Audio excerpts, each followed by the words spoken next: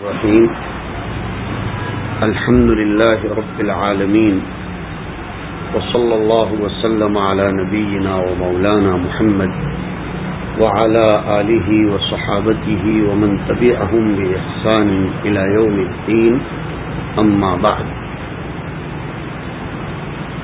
گزشتہ کل گفتگو کی آخری کڑی میں حیا اور شرم اس پر کچھ باتیں ہوئی تھیں، اسی سلسلے کلام کو آگے بڑھاتے ہیں، اس لیے کہ معاشرے کی اصلاح کا دار و مدار اس پر ہے کہ معاشرے میں انفرادی اور اجتماعی، فرد اور سوسائٹی دونوں اعتبار سے شرم و حیا کی کیفیتیں پیدا ہو جائیں۔ چنانچہ حضرت عبداللہ ابن عمر رضی اللہ تعالی عنہما روایت کرتے ہیں کہ رسول اللہ صلی اللہ علیہ وسلم ایک انصاری کے پاس سے گزرے اور وہ انصاری اپنے بھائی کو حیا کے بارے میں، شرم کے بارے میں نصیحت کر رہے تھے، تو رسول اللہ صلی اللہ علیہ وسلم نے فرمایا کہ چھوڑو، یہ نصیحت کرنے کی چیز نہیں ہے، اس لیے کہ حیا اور شرم ایمان میں داخل ہے۔ نصیحت کرنے کا مطلب بخاری کی روایت میں یعیذ کے بجائے یعاتب آیا ہے، یعنی ڈانٹ رہے تھے۔ اب معاملہ اور زیادہ واضح ہو جائے گا، یعنی بہت زیادہ شرم کرنے پر ایک صاحب دوسرے صاحب کو نصیحت کر رہے تھے یا ڈانٹ رہے تھے کہ تم اتنی زیادہ شرم کیوں کرتے ہو؟ اگر تم اتنی زیادہ شرم و حیا ہر معاملے میں کرتے رہو گے تو ہمیشہ خسارے اور گھاٹے میں رہو گے، اتنی زیادہ شرم و حیا مت کیا کرو۔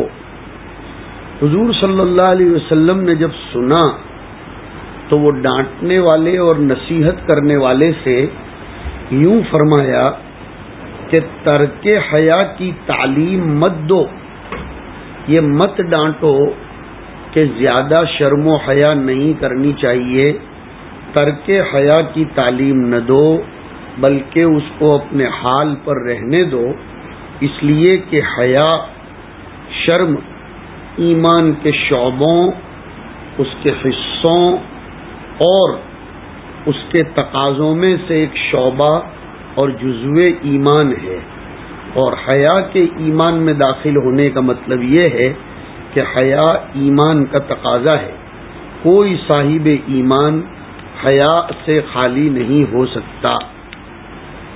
ایک روایت میں آیا، حضرت ابو قتادہ سے ہے وہ روایت، وہ کہتے ہیں کہ ہم حضور اکرم صلی اللہ علیہ وسلم کے صحابی حضرت عمران ابن حسین رضی اللہ تعالیٰ عنہ کے پاس تھے، اور حضرت بشیر ابن کعب بھی وہیں موجود تھے، یا یہ کہ وہ وہیں آ گئے۔ حضرت عمران نے یہ حدیث بیان کی کہ رسول اللہ صلی اللہ علیہ وسلم نے فرمایا ہے کہ شرم و حیا کل کی کل بہتر ہی بہتر ہے۔ شرم و حیا کا کوئی جز بہتر ہو، کوئی جز بہتر نہ ہو، ایسا نہیں ہے، بلکہ شرم و حیا کل کی کل بہتر ہی ہے۔ اس پر حضرت بشیر ابن کعب نے کہا کہ ہم بعض کتابوں میں لکھا ہوا پاتے ہیں کہ حیا سے وقار، سنجیدگی اور بردباری حاصل ہوتی ہے، اور بعض حیا ایسی ہوتی ہے کہ اس سے ضعف، کمزوری اور بزدلی پیدا ہوتی ہے۔ اس پر حضرت عمران نے حدیث کو ریپیٹ کیا، دوہرایا، اعادہ کیا، تو حضرت بشیر نے بھی اپنے کلام کو دوبارہ دوہرایا۔ ابو قتادہ کہتے ہیں کہ بشیر کے اعادے کلام پر حضرت عمران غضبناک ہو گئے، یہاں تک کہ ان کی آنکھیں سرخ ہو گئیں، اور انہوں نے فرمایا کہ میں تو تم سے رسول اللہ صلی اللہ علیہ وسلم کی حدیث بیان کرتا ہوں اور تم اس کے مقابلے میں اپنی کتابوں سے بیان کرتے ہو. ابو قتادہ کہتے ہیں ہم نے کہا اے ابو نجید یا اے ابو نجید بس کیجئے بس کیجئے. اصل میں یہاں بات یہ ہے کہ رسول اللہ صلی اللہ علیہ وسلم کے کلام میں حیا سے مراد حیاء شرعی ہے، یعنی شریعت نے جن چیزوں سے حیا کا حکم دیا ہے ان سے حیا کرنا اور ان کو اپنانا شرمانا صرف خیر ہی کا باعث ہوا کرتی ہے،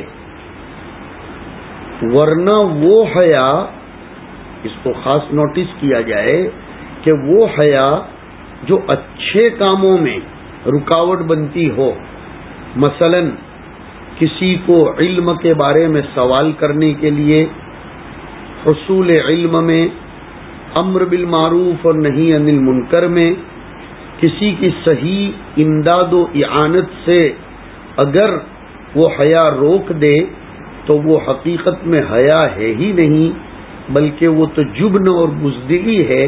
لہذا حدیث کے مفہوم پر ان کے ذریعے سے اعتراض وارد نہیں ہو سکتا.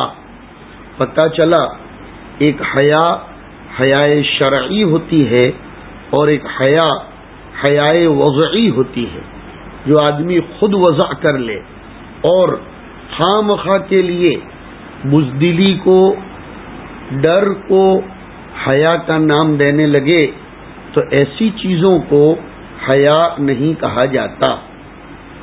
اصل میں سابقہ آسمانی کتابوں میں بھی حیا کے تذکرے ہیں، حکمت اور دانائی کی باتیں پائی جاتی ہیں. حضرت بشیر کے کلام کا حاصل یہ ہے کہ عرفاً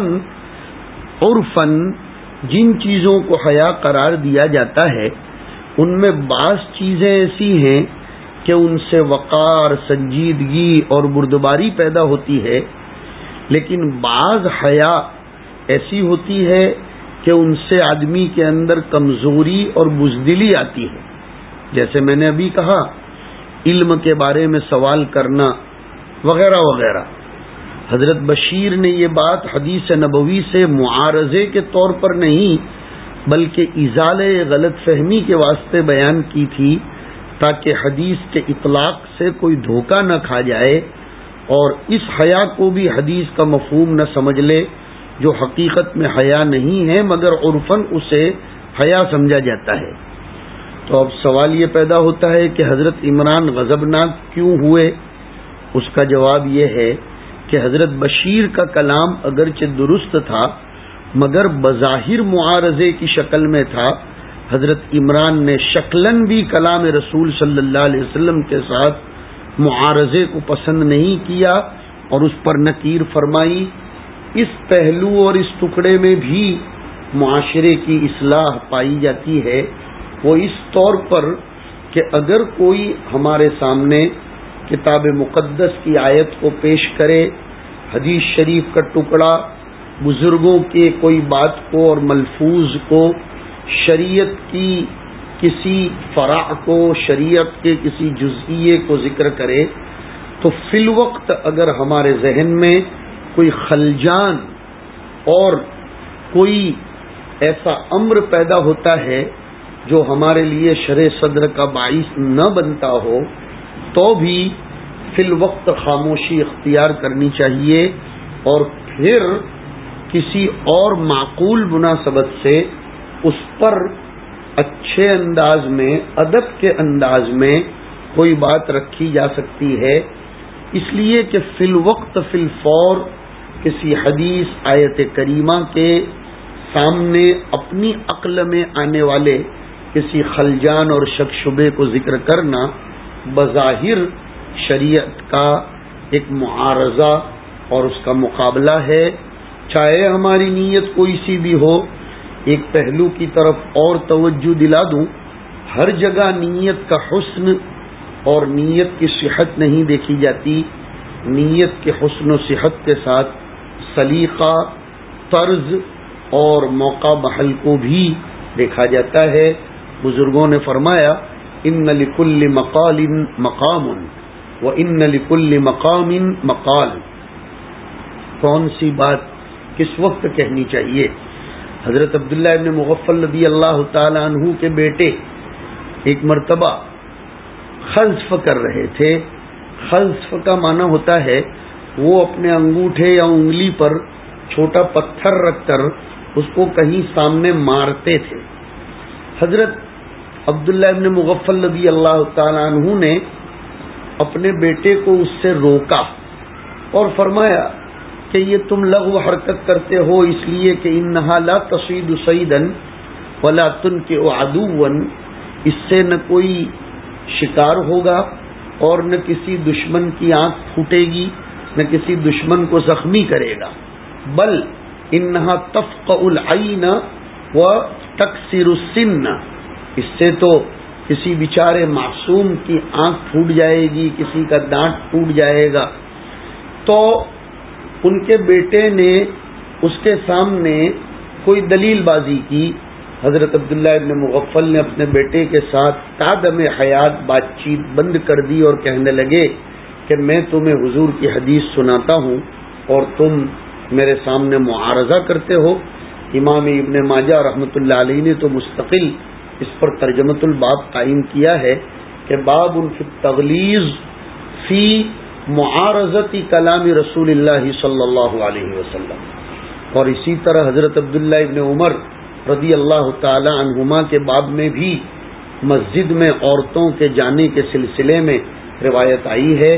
اس لیے ہمیں ہماری اولاد کو، ہمارے معاشرے کو، ہماری سوسائٹی کو چاہیے کہ چاہے ہماری بات، ہمارا آرگیومنٹ، ہماری دلیل کتنی مضبوط ہی کیوں نہ ہو، لیکن جب حضور کی کوئی بات پیش کی جائے، قرآن کریم کی کوئی آیت پیش کی جائے، سرے دست ہمیں خاموشی اختیار کرنی چاہیے. پھر ہمیں جو خلجان پیدا ہو اپنے آپ کو ہی مشکوک ٹھہرا کر دفع خلجان کے لیے کسی کے سامنے ہم بات رکھ سکتے ہیں. ایک اور روایت حیا اور شرم کے سلسلے میں پیش خدمت ہے. حضرت ابو مسعود رضی اللہ تعالیٰ عنہ سے مروی ہے، وہ فرماتے ہیں کہ رسول اللہ صلی اللہ علیہ وسلم نے ارشاد فرمایا وہ بات جسے لوگوں نے پہلے انبیاء علیہم الصلاۃ والسلام کے کلام سے پایا وہ یہ ہے کہ جب تمہارے اندر شرم نہ ہو تو جو چاہو کرو، اس لیے کہ شرم ہی انسان کو غلط کاموں کے کرنے سے روکتی ہے. مطلب یہ ہے کہ حیا کا حکم شرم اپنانے اور اختیار کرنے کا حکم زمانے قدیم سے ثابت ہے. اس پر عمل کرنا ہمیشہ لازم اور ضروری رہا ہے. چنانچہ انبیاء علیہم الصلاۃ والسلام میں سے کوئی نبی ایسا نہیں گزرا جس نے شرم و حیا کی تعلیم نہ دی ہو، اور کسی زمانے میں شرم و حیا کی مشروعیت منسوخ ہوئی ہو، ایسا کبھی نہیں ہوا.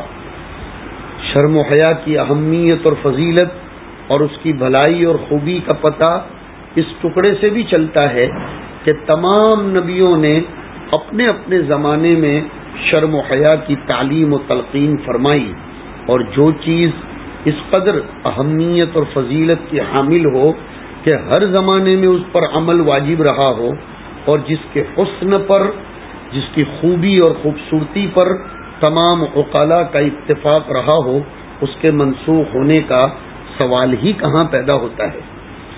اس میں یہ جو ٹکڑا آیا کہ اگلے نبیوں کے کلام میں یہ تھا کہ اذا لم تستحی فاصنع ما شئت، یعنی حیا ہی ایسی صفت ہے جو برائیوں سے باز رکھتی ہے. اب جب حیا نہیں ہوگی تو برائی سے باز رکھنے والی کوئی چیز نہیں ہوگی. فارسی کے کہنے والے نے کہا ہے بے حیا باش و ہرچے خواہی کن. بے حیا بن جاؤ اور پھر تمہاری طبیعت میں جو آئے وہ کرتے رہو. اس کا یہ مطلب نہیں ہے کہ کرنے کی اجازت یا امر دیا جا رہا ہے، یہ خبر کے معنی میں ہے. مطلب یہ ہوگا کہ جب حیا نے تم کو غلط کاری سے نہیں روکا تو تم نے جو چاہا کیا، جب تم نے حیا نہیں کی تو جو جی میں آیا کیا، یا تمہارے نفس نے جس برائی کی طرف تم کو بلایا تم نے اس پر عمل کیا۔ یا تو یہ کہو کہ یہ فصنع امر وعید کے لیے ہے، جیسے اللہ تعالیٰ کے قول میں ہے اعملوا ما شئتم، امر وعید کے لیے ہے۔ اب مطلب یہ ہوگا حیا کے پردے کو جب پھاڑ دیا تو جو چاہو کرو، جب اس کا انجام سامنے آئے گا تو پتہ چلے گا کہ بے حیائی کس قدر تباہ کن اور برباد کرنے والی ہے۔ یا مطلب یہ ہے کہ جس کام کے کرنے سے حیا مانع ہو اسے نہ کرو، اور جس کام کے کرنے سے حیا مانع نہ ہو اسے کرو۔ پہلے معنی کو ابو عبید قاسم ابن سلام نے، دوسرے کو ابو العباس احمد ابن یحییٰ نے، اور تیسرے کو ابو اسحاق المروزی الشافعی نے بیان کیا ہے۔ حیا کے سلسلے میں ایک جامع روایت مسند احمد میں بھی آئی۔ نبی کریم صلی اللہ علیہ وسلم نے ایک مرتبہ ارشاد فرمایا استحیوا من اللہ حق الحیا۔ صحابہ کرام سے فرمایا کہ تم اللہ سے شرم کرو جیسی شرم کرنی چاہیے، شرم کے جو تقاضے ہیں اس کو اپنے اندر اپناؤ۔ صحابہ کرام نے فرمایا انا نستحیی والحمد للہ عز وجل، کہ اللہ کے رسول ہمارے اندر تو شرم و حیا ہے، اللہ کی تعریف ہے کہ ہمارے اندر اللہ نے صفت حیا اور صفت شرم رکھی ہے۔ حضور نے فرمایا لیس ذالک، تم جس کو حیا سمجھتے ہو وہ حیا نہیں ہے، بلکہ اب میں تم کو بتاتا ہوں۔ حضور نے فرمایا میں تم کو بتلاتا ہوں کہ حیا کس کو کہا جاتا ہے۔ بہت جامع حدیث مسند احمد کی سنیے۔ حضور نے فرمایا وَلَكِن مَنِ اسْتَحْيَا مِنَ اللَّهِ حَقَّ الْحَيَاءِ، نمبر 1 فَلْيَحْفَظِ الرَّأْسَ وَمَا حَوَى، نمبر 2 وَلْيَحْفَظِ الْبَطْنَ وَمَا وَعَى، اور نمبر 3 وَلْيَذْكُرِ الْمَوْتَ وَالْبِلَى، اور نمبر 4 وَمَنْ أَرَادَ الْآخِرَةَ تَرَكَ زِينَةَ الدُّنْيَا۔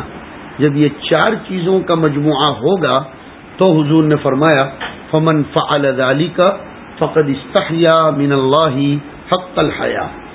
مطلب اس حدیث کا یہ ہے کہ جس شخص کے اندر 4 امور پائے جائیں گے تو سمجھا جائے گا کہ اس کے اندر کما حقہ شرم پائی جاتی ہے۔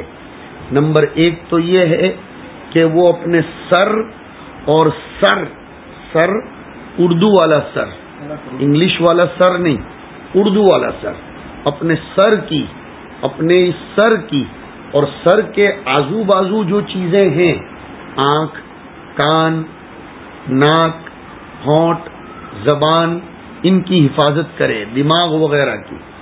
اور نمبر 2 پر فرمایا کہ اپنے پیٹ اور پیٹ کے مشمولات، پیٹ کے آزو بازو کی چیزیں، ان کی بھی حفاظت کرے، اور موت اور پرانے ہو جانے کو یاد کرے، اور آخرت کو اپنا مقصود اور مطمح نظر بنا کر دنیاوی زینت کو ترک کر دے۔ یہ 4 کام جو کر لیتا ہے وہ اللہ سے شرم کرنے والا سمجھا جاتا ہے۔ میں اس حدیث کی تشریح ابھی تھوڑی دیر کے بعد کروں گا، لیکن پہلے مجموعہ روایت کو ہم سنیں گے۔ ایک روایت میں حیا کے سلسلے میں یہ بھی آیا الحیاء لا یأتی الا بخیر، حیا یہ ایک معدن ہے، ایک کان ہے، ایک سرچشمہ ہے جس سے خیر ہی خیر کے دھارے، خیر ہی خیر کے دھارے، اس کی لائنیں اور اس کے اجزاء پھوٹتے رہتے ہیں۔ حیا پوری کی پوری خیر ہے بشرطے کہ وہ حیا شرعی ہو۔ ایک روایت میں فرمایا لِكُلِّ دِينٍ خُلُقًا وَخُلُقُ الْإِسْلَامِ الْحَيَاءُ، إِنَّ لِكُلِّ دِينٍ خُلُقًا، ہر دین کا ایک مرکزی اخلاقی شعبہ ہے، اسلام کے اخلاق پورے کے پورے شرم و حیا کے ضمن میں آ جاتے ہیں۔ ایک روایت میں آیا الحیاء والایمان قرناء جمیعا، حیا اور ایمان یہ دونوں ایک دوسرے کے ساتھی ہیں. فَإِذَا رُفِعَ أَحَدُهُمَا رُفِعَ الْآخَرُ، اگر حیا نکلی تو ایمان نکلا، اگر ایمان نکلا حیا نکلی. بہت خطرناک بات ہے کہ حیا اور ایمان کو لازم ملزوم ٹھہرایا گیا. اس لیے کہ کل میں نے ایک بات کہی تھی، شاید یاد ہو، کہ ایمان خود تقاضا ہے حیا کا.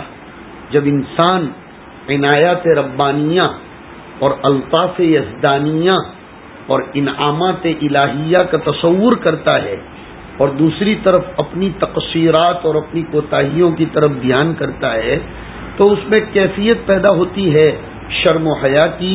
حضرت آدم علیہ الصلاۃ والسلام کے دعائیہ اور حضرت آدم کے توبہ والے جملوں میں اس کو بخوبی اندازہ لگایا جا سکتا ہے کہ ربنا ظلمنا انفسنا وان لم تغفر لنا وترحمنا لنکونن من الخاسرین.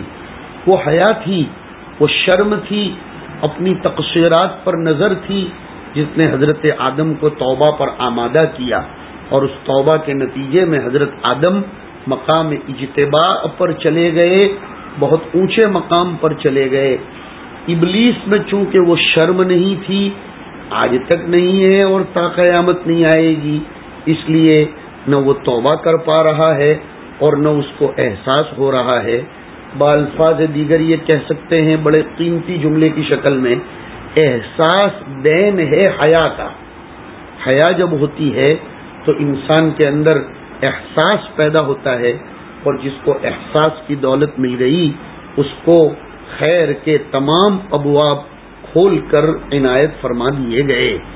ایک روایت میں حضور اکرم صلی اللہ علیہ وسلم نے فرمایا، ان اللہ تعالی اذا اراد ان یہلک عبدا نزع منہ الحیاء. اللہ جب کسی بندے کو ہلاک کرنا چاہتے ہیں تو سب سے پہلے اس میں سے حیا کی کیفیت نکال لیتے ہیں، شرم کی کیفیت نکال لیتے ہیں. آگے حضور نے فرمایا اذا نزع منہ الحیاء یا اذا نزع منہ الحیاء، جب اس میں سے شرم و حیا نکال لی جاتی ہے تو پھر وہ بندہ ہمیشہ بد کلامی، فحش گوئی، بدکاری اور نہایت غلط امور میں مبتلا رہتا ہے.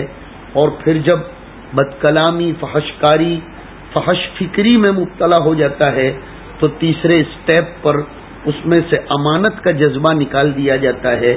اور جب امانت کا جذبہ نکال دیا جاتا ہے تو وہ خیانت کرنے والا بن جاتا ہے، اور جب خیانت کرنے والا بن جاتا ہے تو رحمت کے جذبات اس میں سے نکال لیے جاتے ہیں، اور جب رحمت کے جذبات نکال لیے جاتے ہیں تو پھر وہ رجیم، مردود اور ملعون بنتا ہے.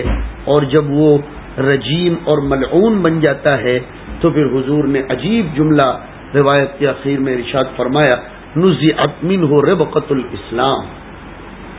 اسلام کا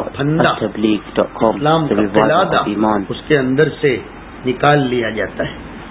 سوال یہ پیدا ہوتا ہے، مسند احمد کی جو روایت میں نے سنائی تھی جس پر کافی طویل ہم گفتگو اللہ کی مدد کے طفیل کریں گے، کہ جو حضور اکرم صلی اللہ علیہ وسلم نے یہ بات ارشاد فرمائی، اللہ سے شرم و حیا کرو، اللہ سے شرم و حیا کا جذبہ کیسے پیدا ہوگا؟